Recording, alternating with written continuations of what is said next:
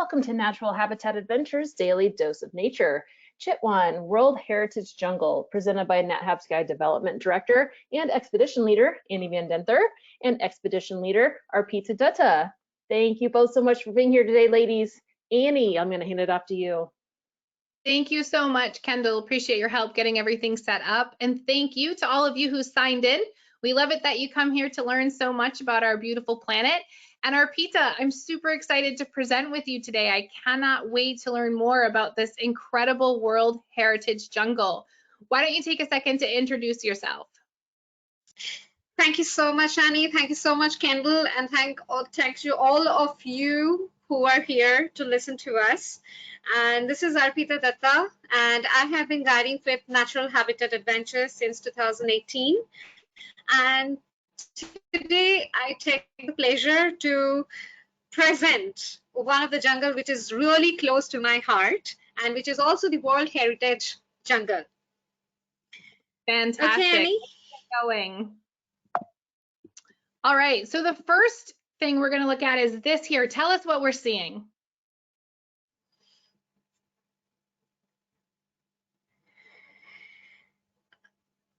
Okay, Annie.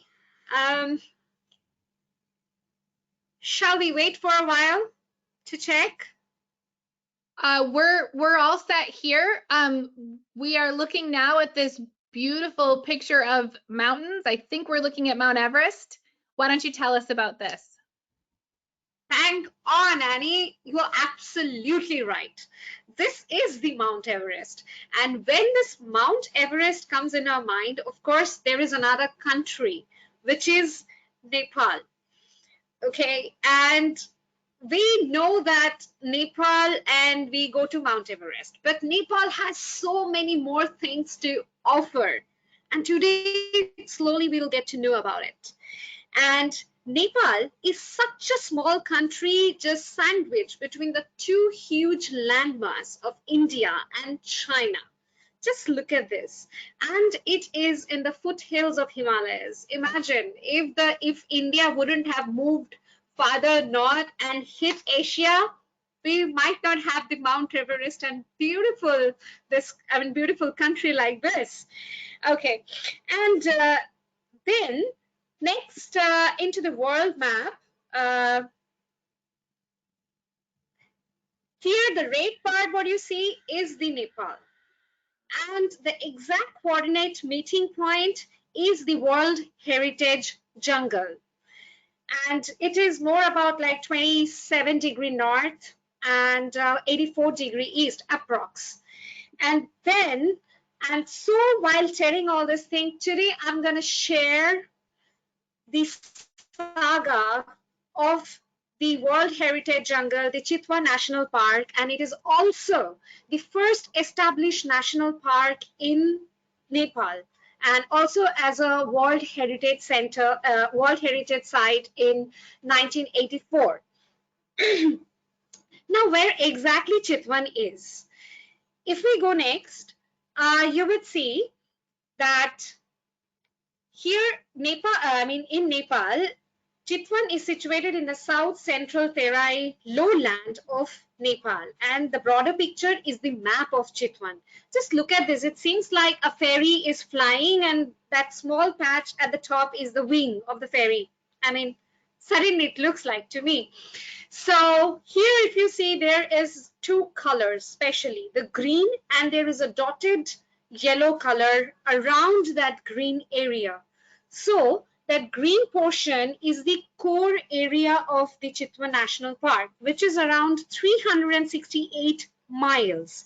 And that yellow dotted area is the buffer zone, which is 281 miles. So here, and so if you really want to talk about this core and buffer, because I know in Western part of the world, we really don't have this concept of core and buffer.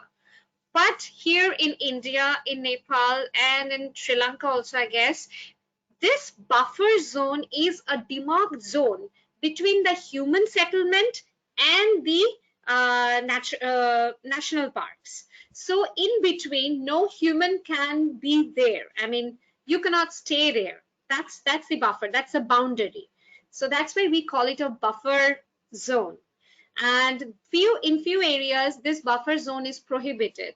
I mean, people just cannot enter into the core area. You have to have permission. You might have, or you have to be the local person. I mean, who would be staying there? They are only allowed sometimes to be in the buffer to use their regular use. We will get to know about this more a little later. This is interesting to me because it makes sense that you would need a zone around the core area that is somewhat protected, but a little bit different rules than the core area, because of course wildlife doesn't know this exact line that we draw on a map, right? So I think this buffer zone concept makes a lot of sense. Let's look a little bit more deeply at the area here. Tell us what we're seeing here. Okay, so this is the geographical location of Chitwan. So let me tell you, Annie, Chitwan is a valley, or you can say it's a basin between the two huge mountains.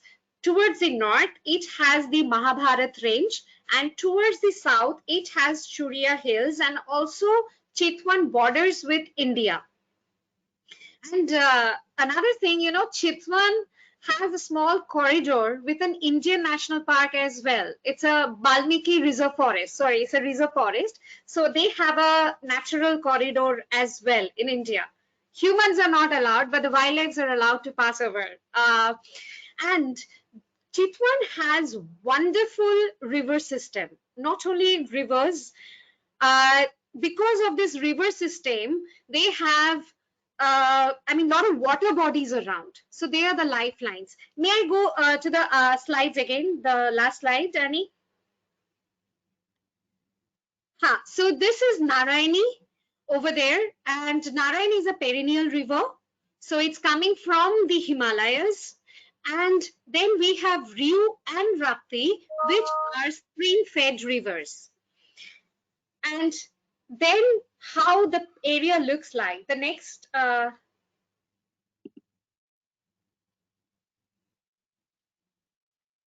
slide, yeah. So this is how it looks like. This is River Rapti, and so with this picture, you will. I'm so sorry. This picture, you will get an idea that you see the map on the right-hand side bottom. This part of the land is the buffer zone, and that's the river. And that part of that side of the river is core zone. So people are allowed to be at the buffer, but cannot cross the river and go to the core zone without proper permission. So this is how it works. Okay, so, and this is how Chitwan looks like. And so tell me, I see this, that it's Chitwan National Park. Why is it Royal Chitwan National Park? Oh, Annie, it's really wonderful question. Yeah, most of the time we come across the word Royal Chitwan National Park. You know what, Annie? I mean, from 1846 to 1951, Chitwan has been designated area for hunting ground for the royal dignitaries of Nepal. And not only that, they used to invite their friends from outside the world, from Europe and all the princely states of India to do a gaming. It's a sport for them. And it used to happen in a massive scale. And after this 1951, King Mahendra, he suddenly felt that there are actually no animals left. Look at this. This is how the hunting used to take place. But good part is this result has given them a thought that they need to conserve these animals rather losing them like this. So King Mahendra has declared Royal Chitwan as a national park, and it was gazetted in the year 1973. And after that, when the monarchy gone and all this republic thing comes in Nepal, then this royal part moved out. I mean, only Chitwan National Park remains. So it was royal because that was a place for the royals. But now it's called the Chitwan National Park. So it seems like this park has really come from a dark history of, you know, hunting and destruction and moved into the forefront of conservation and sustainability. So let's learn more about what is going on in the park now. This is okay. If I talk about conservation, Nepal has really shown remarkable success, and I think Nepal is one of the first country to develop one process or a program for conservation, which is like a model, and many of the countries are following that nowadays. So I will come to that little later. But this is a success story. It's a huge success story. Let me give you just one example because you have come up with the question. Imagine that time they were left with, like, even in 1980s, they were left with around 300 rhinos. And gradually, now it came to near about almost 700 rhinos. I mean, there are 700 rhinos all over, near about. In Chitwan only, there are 605 rhinos. So, and you know, the calf stay with the mom for 4 to 5 years, and she doesn't go for mating. So it takes a long process, you know, and that way also this increase in number, it's really a good, example for conservation program. Okay, let me talk about this Chitwan National Park. Okay, when we talk about Chitwan, let me tell you first, this has been taken from two words. That is chit, which means heart, and van is the word, yeah, it's a heart, and van is the forest. So it's like the heart of the forest. And trust me, I'm touching my heart, but still I'm feeling the goosebumps because it's truly amazing and it's really close to my heart. And I'm sure whoever is going to like visit this place, they will say the same. So why Chitwan is so special, Annie, you know, because it shares so many different habitats.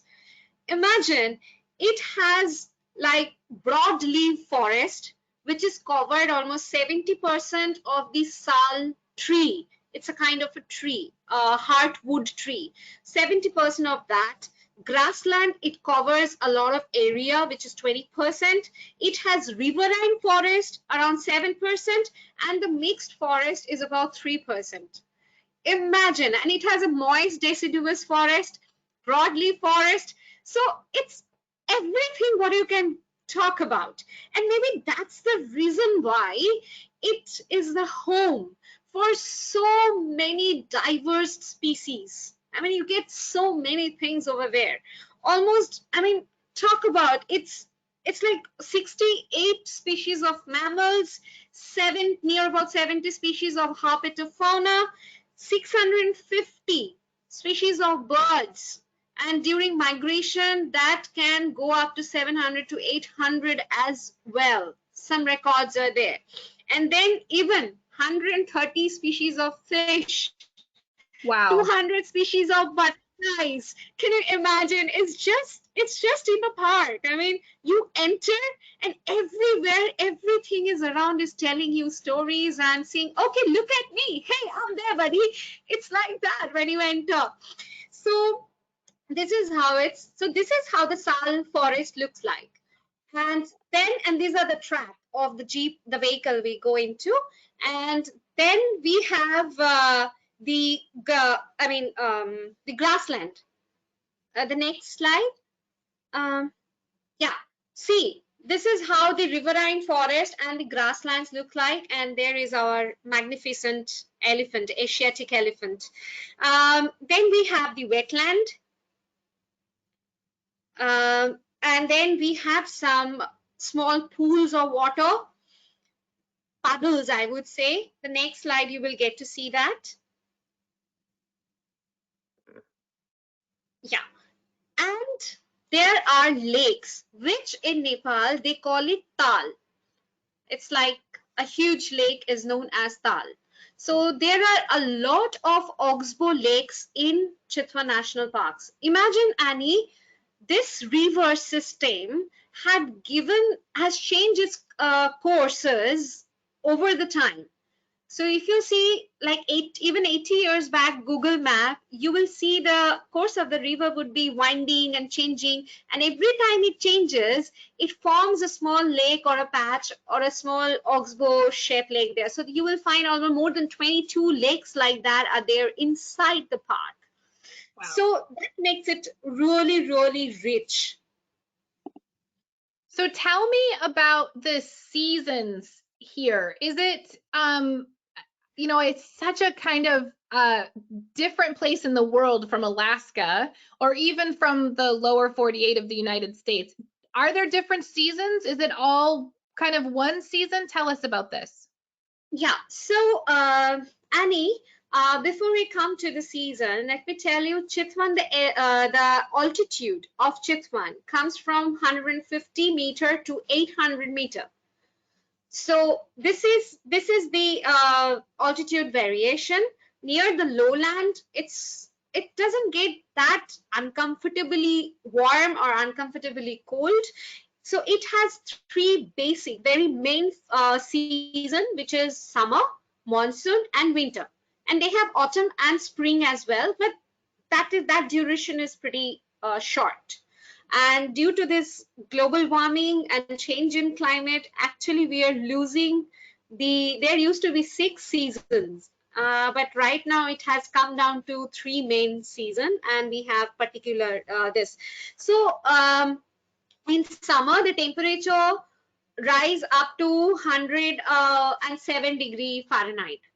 I mean, this is how it gets hot, but it's not the hot because it's so much of trees and shades are there, but the humidity is really bad.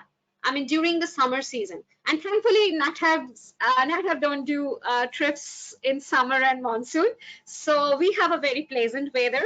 So when we talk about winter, that's really nice. It's only 40 degree Fahrenheit it goes. So, I mean, it's the lowest temperature. So imagine that is nice. I mean, you just need some layers. That is also early in the morning and in the late evening. But when the sun is up, it's fantastic. And then you have the rainfall because it's a valley. So imagine all the clouds and everything, all the depositions comes over there. So it gets a good amount of rainfall, almost 2,500 mm of rainfall it gets, I mean, annually. So that's really nice about this. So all this season and the variation, imagine how the forest would be. It has, if you go to the next slide, just see the flowering plants out there. And this happens in, it's beautiful, isn't it? It's beautiful, no? And it's absolutely gorgeous. And I can see, just looking at these, not even learning about the animals, I can see why this is part of the wild and ancient Himalaya trip, because just this is absolutely gorgeous. yes, and they kind of bloom in April, near March. It starts from February ends to April 1st. If you have a bird eye view, trust me, you would see the forest is on fire, because the first one, the red silk cotton tree with the bigger flower and this orange color, which is called the palas, and it's also known as the flame of the forest, because yes, so now you know that how does it look like. It's brilliantly vibrant it's looking, and even there are some trees, the new leaves are red in color, and gradually when they grow they turn, it's just like our maple leaves. Okay, so yeah, we have, and in Chitwan you will get to see beautiful vines, and they are like the bridge for the animals who are dwelling at the tree, I mean, in the tree top. Okay, so this is about the cervidae family, or I would say the deer. The most happening thing you will see in the forest. The first one is the spotted deer. with the spots in it, and they keep it for the lifetime, the spots. On the right hand side top is the barking deer. They bark like a dog when they get scared, and that's how they got their name. And at the bottom is the hog deer. So the hog deer is mostly a grassland deer. And trust me, Annie, if you see them from a distance, you will just feel like you are watching dolphins in front of you. Just they are in the grassland instead of water. This is how they hop and, move ahead. Then, yes, exactly like that. And then we come to one of my favorite. I call this, I call it as the Schwarzenegger of the forest. Arnold Schwarzenegger. Look at the muscle. This is a god. Okay, so they have white socks like far till the knee, and they are massive, Annie. They can grow to 1600 kilos. Imagine, it's huge. And when they walk, you can see the neck muscle is moving like this because that has so much of power. This is how it looks like. But they're very calm and quiet. But of course, for any herbivores, it's better to stay and look from behind. But after this herbivore, let me introduce to our showstopper of Chitwan National Park, which is the greater one-horned rhino. And here you can see this is a mother, and the calf is just crossing the track and getting into the grassland, and the calf is following. It's near about 3.5 to 4 years old, this calf behind. So maybe soon another year it will leave its mom and move ahead. And what I love about this greater one-horned rhino is their armored skin structure. It's like a puzzle. You have everything like set. It seems like you can just open from every part and keep it like that. So that's incredible. And and you know what? Over here, rhinos don't actually go with their horn. They don't hit. They try to bite. This one-horn rhino, yeah. So be very careful. So this is really a funny part. And as Nepal and India, we don't have hippos. Rhino never failed to make us feel bad about it. We always see a rhino in a water puddle and, cooling themselves off because their capillaries, the capillaries of the rhinos are very close to their epidermis. So that makes their body really, very hot. So they need to cool it off. They get into the water, and they, trust me, they blow bubbles from their mouth as well as from their back, and you can just watch them having fun. And here the rhino, it's so good to see. If you take the history that how these rhinos were for the gaming, it was a sport thing, and from there people are conserving this and taking every step they can to protect this animal, to this incredible species. It's amazing. So Chitwan and rhino, they are like lovers. They can't live without each other. They have a special bond. So seeing a rhino in Chitwan is really, really special. It's really special. They're so beautiful, these animals, and they do make me think about that horn, of course, what is, one of the reasons they're in so much danger. This horn, I think people should know it is different. There's antlers and there's horns, right? With these animals, antlers fall off every year and are typically only on the male. For example, with the deers, caribou is the one animal that has an antler where males and females will have the antlers. With a horn, you're going to see this on males and females, and it continuously grows. So you told me something really interesting about the base of the horn earlier. Yeah. Tell us about that. Yeah, so they keep growing. It's just like the, because see, when we talk about antlers, we have the bony structure is there, right, in the antlers, but over here is just the hair. It's just your keratin, the same. And they don't, yeah, your nails and your hair also.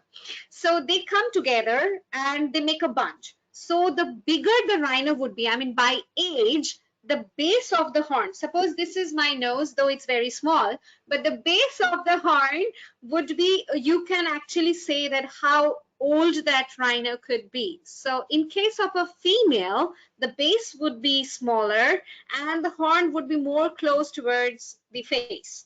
And for a male, the base would be broader and it will be more go like a straight. And if you see a rhino horn, I mean, it's though it's not really good, but I have seen like who has, you know, chiseled out a rhino horn and the porous and everything, that's how you get. So there is nothing, it will fall, but it goes cracked. It can crack, a portion can fall off, just like our hair fall, but again, we regrow that. So the same thing happens with the rhino as well. Wow.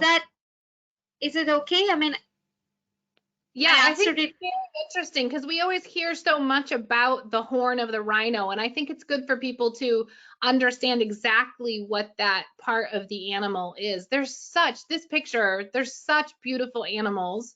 Look at the eye, Annie.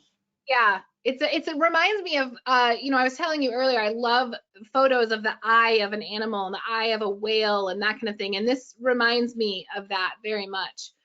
Are there other animals that we will see on this adventure in Chitwan? Oh my God, I told you, you will have everything here in Chitwan. Imagine after this, there is another one. Okay, this is another of my favorite is the sloth bear. This sloth bear in Chitwan are surviving nicely because the staple food for sloth bear is the ants and the termites. Okay, and there are in Chitwan, there are so many termite mounds that the sloth bear can go. They just crap off the upper portion of it and they suck in all the termites and ants over there. That's how they're then, and they feeds on fruits and everything. But this bear has another unique thing. This sloth bear, they are the only bear which piggyback their babies. I mean, their baby would be climbing and they go off with the mom. Okay, good one to see. I mean, in Chitwan, this is how. So let me tell you, in Chitwan, you can be rest assured that somewhere the tiger is watching you for sure. But it's so difficult to see a tiger in Chitwan because of the habitat. It has grassland, the riverine forest. Hardly you can penetrate your vision. I mean, your vision can penetrate and see the big animal unless and until it comes out. And tigers are ambush predator. They mostly hide and stay calm. And just because of that, it's really difficult. So even if you see a tiger, you might see from behind the leaves. But that's the fun, you know. I mean, the predator which doesn't want to come out, and you can see just through a very tiny hole of in between the leaves. That's really amazing. That's thrilling, I guess. But with this cat, we have another cat is the leopard, which is much more elusive than the tiger, but sometimes it's gradually you would find them, you know, resting on the branch. This is a sal patch. So any of the bigger branch, you would see them resting. So in Chitwan, you don't have to look on the ground or in the water or to your eye level. Sometimes you need to look up as well. You never know. Maybe a leopard from there is watching you like this. Okay. Nice to see you all. Okay. Then we have the other small cats. So we have leopard cat, fishing cat, jungle cat, and there are canids as well, which is your gray, your jackals and your Bengal fox. Look at this fox. I mean, it's really cute. It's tiny, and they always walk with their tippy-toe movement. You know, they are the thief kind of a thing, right? They have to always hide and, you know, look, everybody's seeing or stealing food from the tiger. Can you imagine? these two little ones, I mean, in front of a tiger, if the tiger moves up, they go, they steal the food, and they come back. I mean, this is amazing. Next, we are coming to few more interesting mammals in Chitwan, which is the crab-eating mongoose. And yeah, the crab-eating mongoose. And then we have the civet cats. You know the civets, the copyluke one. Yeah, so this is the palm civet, the black one. Especially these civets have been used for that, but they roam freely over here, but nocturnal. So this is a civet, palm civet. On the left-hand side bottom is a small Indian civet. And there comes our one of the cutest and most fascinating animal is the pangolin. Just look at this small one, how it's dangling behind my mom's tail. And unfortunately, this is one of the most trafficked animal right now in the world, the pangolins.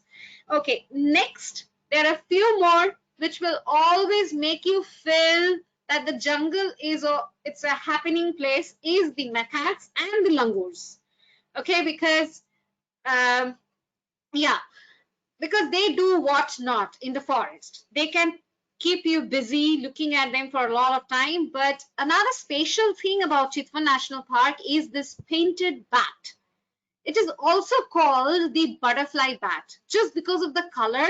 And when they fly, Annie, it seems like a big butterfly. It's moving its wings and it's just flying off over your, I mean, actually you get to know that it's a bat just by its flying. Otherwise, it really looks like a butterfly. I mean, big butterfly, little big butterfly. Next comes our another showstopper, and for which I think in India and Nepal, both are trying their level best to bring this critically endangered species, I mean, back in the wild. This is a gharial. This is from a crocodile species, but it doesn't look like caiman, crocodiles, alligators. They are very different. They have a longer snout, yes. They do have a longer snout and they are much bigger. Can you imagine? They grow up to 16 feet. Even if somebody lay me down for 3 times, even the gharial is bigger than me. It's huge. Yeah, they grow really big. Sometimes even 18 they grow too. And the male actually develop a mound of skin, a mound of muscle in front of the snout, which is called the ghara. And from there, its name came gharial. Who has a ghara is a gharial. Okay, and this is the river Narayani, and this is how the gharials, like some drunken people, how you see them on the road, or sometimes we see them here. They are falling apart, they are happy in their own way. The gharials are like that. Sometimes you see them, one or the other are hugging each other, and they're just lying down and basking nicely under the sun. Next comes our another. This is critically endangered, this gharial. So imagine, Annie, if you really need to see one, do come over, because we are left with only around 1200 individual in the wild. Imagine, you never know that when we will be deprived of seeing these animals. So yeah, but it's trying. It's been really hard working for both the countries, because you don't see them anywhere else in the world. Next come another reptile is the mugger, the freshwater crocodile. They are like cousins and they don't mind sharing their land with each other, but they keep a distance. They don't really come close nearby, but they share the land. And these two crocodiles mostly are fish eaters, vegetarian, and they kind of, so no harm to human. I mean, as per now, we haven't heard, though sometimes people get injured by mugger, but till gharial are not. But these two species, especially for gharial, they are, in danger because of the fishing net and the pollution in the water. That is really getting things getting worse for these animals. Then we go to Yeah, the slides where we have lots and lots of snakes. So we have king cobra, we have Burmese python, beautiful ornate flying snake, the checkered keelback, a beautiful orange color. It's called the tawny cat snake because of the tawny color, you know. Yes, that one. And then we have the oh gosh, I'm sorry. Then we have the bird snake like that. So these are, I have given just maybe 1% of the view of the snakes. And oh, let me tell you, the Burmese python is one of the second largest python because we after the reticulated python. And then we go to our next reptiles who have some limbs. Those are the limbless ones. And so we have the yellow monitor. This is, I would say, smaller cousins of the Komodo. So we have yellow monitor, and then the garden lizard. On the right hand side bottom, we have Bengal monitor. And this is a smaller one, which is like a house gecko, but it has a smoother scale and looks like a very slithery kind of thing. So it's called the skink. It's a skink. Yeah. And then comes to our one of my favorite thing, that's the turtles. And there are a lot of freshwater turtles and tortoises, and we get to see them because in Chitwan there are so many water bodies, river and wetlands. So it's very at least there are chances of coming across at least few of them. That's for sure. Look at this one, this big fellow. This is Gangetic soft shell, how it's basking, and he has that guts. I mean, it's actually bask with the mugger as well as the gharial.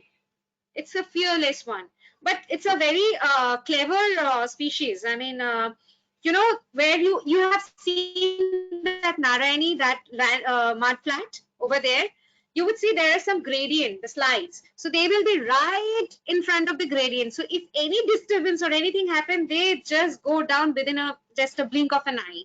So that they do.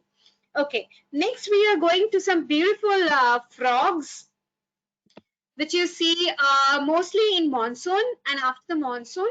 But yes, they are very pretty. And okay, then we can go to the next one, the birds, which is so important. And this is one of my favorite bird, is the great hornbill, great Indian hornbill. You know, Annie, when a hornbill flies over you, you can hear the sound, like, yeah, the sound of the wing. They are that big. And this hornbill shares an amazing thing because they do nesting and they made like they paired for a life. Okay. And when the female is inside, physically she sheds all the like feather so that it can give a cushion to the egg or to the chicks. And before that, when she gets in, they seal the whole of the tree where only her beak should be out. So it's the soulful responsible for the father to bring food for the female as well as for the chick. And this is how they deal. I mean, this is amazing. And there are a few more interesting birds in our next slides. Because of the like so much of habitat differences, we have a huge diversity of birds. There are many raptors, grassland birds, the forest birds. Like you see this red-headed trogon. Look at this beautiful color. And they love to swing, you know, all the vines, they mostly you select in the broadleaf forest. If you find a vine, mostly those are the places where you need to look at, because you might get to see this kind of birds around. They love to swing in a very quiet place. It's incredible to see them. And this is a brown fish owl. Look at that eyes. Okay, the popped up eyes. And this is the gray-headed fish eagle, always, you know, looking for things that where it can get an opportunity to get something from the water bodies. And this is a Bengal florican, critically endangered. And in Chitwan, we have, I mean, 2-3 years back, we had only 14 individual over there. So yeah, it's that that number is there. This is a long-billed, and look at this beautiful bird. I mean, it's like it wore a helmet, isn't it? Long-tailed broadbill. And then there is our bar-headed gaze, this, and the ruddy-shelled duck. Yeah, these are like the winter migrants. So mostly we do our trips in winter. So there are chances to meet these fellows all the time. I mean, during that time. And we have the cranes and the Kashmir flycatcher. This is also globally threatened. And there comes the black buzzer. It's beautiful. Look at this beautiful crest. I love that chest, the shape of the chest. See the feather, it's like a heart-shaped thing, but it's a tiny raptor. Next, we come to the orchids. Chitwan is a place, or rather I would say Nepal is a place with beautiful orchids, and so do Chitwan. Almost more than 20 in that particular area where the tourism happens. We have almost found 20 to 21 species of orchids in that area. And mostly you come across the foxtail orchid, which is on the right hand side above, and it comes right after the first monsoon. So orchids, I think, don't you think, I mean, they actually like an ornament. I mean, they ornate the forest with the small and bigger flowers with varieties of colors. Right. So this is about the animals and the flora and fauna a little bit. And here are, yeah, you want to say something? It's so, you were so right when you shared at the beginning that this area is so rich with flora and fauna. And I see now that we're looking at some beautiful images of the people who live in the area. Tell me, is there something special about this particular group of people? Tell me what's going on here. This is the Tharu. So Tharu. So they are the indigenous people of that area. They used to live in the forest before it was demarked as the national park and those protected areas. They have grown old, or they have born and brought up with the other animals in the forest. So they were highly dependent on the forest for their regular use. But they do farming, fishing. These are the things they do for their regular survival, I mean, their livelihood. And with that, let me tell you, Annie, Nepal has shown an incredible example for conservation, because Nepal is the first, I was telling you, Nepal is the first country to bring this model of conservation, which is they have come up with the community forest, which will be completely owned by the community people who are living, who are the indigenous people out there. They would be taking care of the, of this whole program. So in community, yes, look at this kid. So in this community people, what they do is they do plantation in the forest, the kind of tree, the kind of wood they need. There are grassland which they are allowed to cut to make roof of their house, the thatched house. They can collect fodder, the firewood to take as a fuel, and everything from the community forest. So the community forest is supporting their day-to-day life. They don't need to come to the national park to work there. It doesn't stop there. So in community forest, the people who are living there, and there we do the safaris as well in community forest, because the way these people have protected this area, because now they know that from them If the animals survive, if the jungle survives, they will survive too. And really, they don't need to get into conflict with the animals if they have everything in the community forest. So that's the reason why we can see almost every animal in the community forest. So this is the safari which is happening inside the community forest. Look at the thing. They have the same patch of riverine forest. They have the mixed forest. They have the grasslands. So tiger, rhino, bear, leopard, deer, all you can see over here as well. And these things, what has happened, this conservation model has brought that the ecotourism or the eco lodges, they have to recruit almost 75% from the community, as well as the forest guards have been deployed from the community, not the army, but the forest guards who would be just patrolling to there from the community, from this Tharu tribe. So that gives them the guardianship of protecting this forest, involving them. So tourism is actually a very good sustainable program for this community to survive, because they are getting a job through tourism. Right.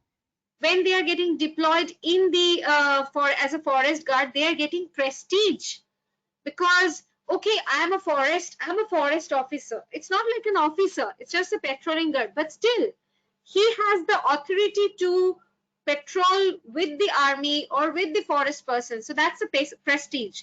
So people, of course, do anything for that.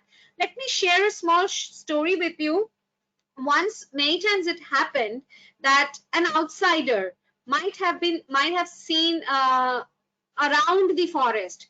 The department, I mean the army or the forest department, before they arrive, these community people would come and stop that person, asking questions and everything, so that no intruder can get into the forest without the permission of the department or their knowledge. And this, whatever safari and everything we do in the community forest, that revenue goes back to the community for their development, school, medical, and their kind of an homestay kind of building. So they are getting much help from this model. And maybe that's the reason why for last year Nepal has celebrated 3 years of no poaching, almost no poaching. So that's an incredible story for the conservation. It seems like this is just a beautiful model of how taking care of the land and taking care of the needs of the people and bringing in commerce relative to tourism can all work together in a harmonious situation. To me, it's like a highlight of what ecotourism can actually do in an area, and conservation. Absolutely. I mean, this is both happening, that economically and ecologically sustainable program. Yeah, that's fantastic. It has shown, yes. So Absolutely. we only have a couple minutes left here because we want to leave some room for questions. But I do want to hear quickly about the work that World Wildlife Fund is doing in this area, because I understand that there's that beautiful success story and there's even more going on in terms of successful conservation. There are more, Annie. For WWF, it's so in 2019, this is the first picture which I have shown. This is like they have a joint meeting to ban plastics in Chitwan. Sorry, and Chitwan is the first national park to ban plastic. So that's what they could do there. And then again over here, the man-animal conflict. So sometimes what happens is if anybody get injured or anything happen to the community, the compensation takes time to reach, because it takes time to process for the government. So WWF helps to process that, to make it in a line, and also they do a lot of mitigation work with the government, as well as they do a lot of awareness with the community and teach them that how they can avoid this man-animal conflict and what needs to be done further together, like because Chitwan is always about the community, government, and the NGOs who are working. So 3 of them come together to give us like success fame, so that these things doesn't happen. But another interesting thing I would like to share, Annie, quickly, is in 2016, because that time I was there. I mean, I was present there in Chitwan. So the WWF helped the government of Nepal to relocate 5 rhino from Chitwan National Park to Bardia National Park, which is 400 kilometers away, from inside. I mean, they didn't have to go take the road. They took the river way and dry land. They get there, and it was a successful translocation. They had radio collared and everything. But I think that was the first relocation program in the world which has been done in minimum cost. And that has been done. Only the experts were there for tranquilization and how the process would happen. Rest of the thing are done by the community and the forest guards over there, and only the mahouts, mahouts means the elephant of the forest. I mean, who are used for the forest purpose. Those elephants are controlled by the person, are called mahouts. Okay, the elephant driver, you can say. So only these are the people who got involved and did this work successfully. There were no chopper, there were no like high things. It's just so nicely done. So that's Wow. an incredible story. Yeah. Yeah, that's fantastic. It's really cool to see conservation happening in such an exciting way, to be helping this incredible animal, as you said, the show stealer, for this itinerary, but also happening in a sustainable way. You know, I think we often don't talk about that conservation can have its own, you know, we have to use things, we have to have fuel, we have to have all of that. So to look at how conservation can happen sustainably, I think is fantastic. It's fantastic. It's a wonderful success story. We're going to switch now to having some questions. And while we are answering those questions, we will show a few images of the things that you could do as guests in Chitwan. So I'll just move through those pictures. And Kendall, if we have some questions, we can take those at this point. Yeah, great. Thank you so much. And while you bring this subject up, Arpita did a presentation with Pyle earlier this week about this trip. So if anyone's interested in seeing that, that is posted on our website. All right, so to start off the questions, a couple people were wondering how the sloth bear got its name. Yes, so I told that don't think the sloth bear is very slow. They are not at all slow. They can run almost 45 to 50 kilometers per hour. But their nails, the fingernails, are like sloths. So they are long because they need to scrap this termite mounds. So that's why they have a long nails, and they are bear. So sloth and bear. That's how the combination is, and this is how the animal you see. So someone's wondering about rhino poaching and if it's still a problem. Wow, nice, yes. But no, not exactly, Kendall. This is not, nowadays it's not a problem for poaching, but yes, it happens, but very less. But unfortunately, during this pandemic, things have went little worse. I mean, not like, because see, tourism helps. In case of India and Nepal, I would definitely say tourism helps a lot to patrolling as well, because when the tourist vehicle is going in different areas, then you have an eye, because there are some forest guard or some guides are there. So it has been always under vigilance. But due to pandemic, nobody could enter. It's only depend on the army people who have been patrolling. So yeah, people take chances, and some casualties has happened, but of course in not that level. I mean, it's, I mean, not to be very threatened about. Is that okay? I mean, could I answer it? Yeah, we should say that we're speaking specifically about this area. So there is still poaching of rhinos in other areas. Unfortunately, that is still very much so an issue. But in this area, it has improved and then gotten a little worse with the pandemic. Right. Mhm. So someone was wondering about the gharial and what measures are being put in place to help with the problem that you mentioned with the fishing nets and so on. So here people are getting awareness regularly that what they should do, and where the gharials do bask and all, they are being prohibited from there. They have been restricted of fishing over there.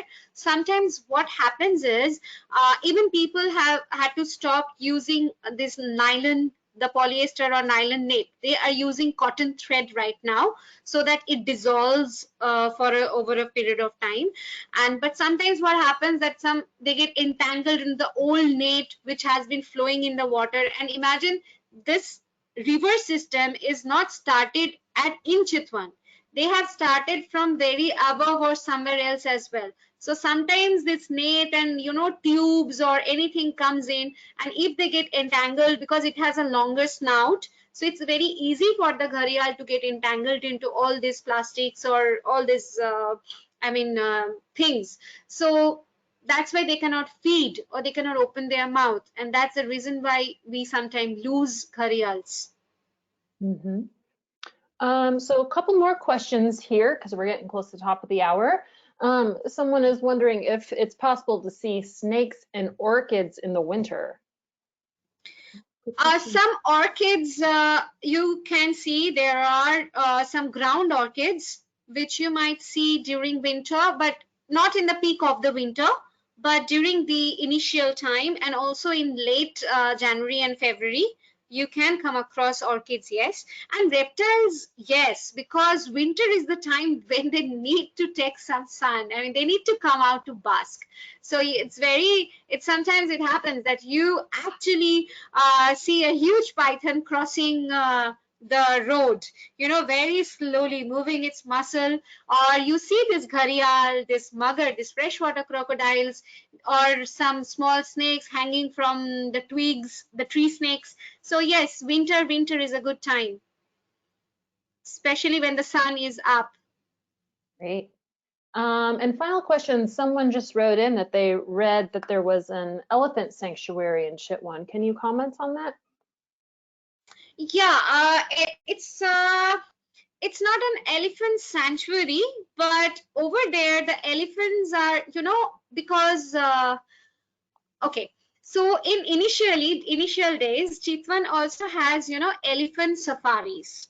So in few lodges, which when all the lodges were growing like mushrooms in a different part of the area, the lodges used to do elephant rides, and they have been kept, tied up for so long hours, or they have been doing like 4-5 safaris every day, and that is really difficult, Kendall. So that's the reason why this new school of elephant training came, that you cannot tie an elephant, you have to take care of elephants, you cannot beat those elephants, you have to be, and no matter what happens, elephants are not going to perform for human amusement. I mean, you can walk with the elephant. So all those elephants, all those poor kids, I would say, who have faced all these tortures, they have been kept at one place so that they have been given good food, good care, good love, and yeah, you can have really good time with them. That's wonderful to hear. All right, well, I'm going to call it there with questions. Ladies, thank you so much for presenting for us today. This was really wonderful. It's a good follow-up to Tuesday's webinar. I'm going to hand it back over to both of you for closing comments, and we'll start with Arpita. Yeah, thank you, Kendall. Thank you again, Annie, and thanks to all of you who are here. I mean, there is so many things to share about Chitwan. Maybe we need to do another session for this. And I would say that Chitwan is a park that will never ever disappoint you. I mean, you see it's not about what you see, it's about what you feel about the forest. That is very special. And the people over there, the river, the animals, the trees, everything is very special. So do visit. I would say, I mean, even if I'm not an EL, I would rather stay back there for years after years. That would be so nice. Thank you. Well, thank you, Arpita, for joining me. It is always such a pleasure to learn from you. You're so enthusiastic. It's just really clear that you have fallen in love with this forest, and I can't wait. Someday I'm going to get to go visit it myself. But in the meantime, it's been great to learn about it from you. Thank you, everybody else, for signing on. We love that we get the chance to share about these phenomenal conservation stories with you. And thank you, Kendall, for making this happen. I will see you all next week. All right, thanks again, ladies, and my thanks as well to everyone who tuned in. Join us tomorrow for our next Daily Dose of Nature. You can check out this week's lineup, including registration links, on our website at nathab.com/webinars. We did record today's presentation, and we'll have the replay available on our website soon. And with that, I'll conclude the webinar. Goodbye, everybody.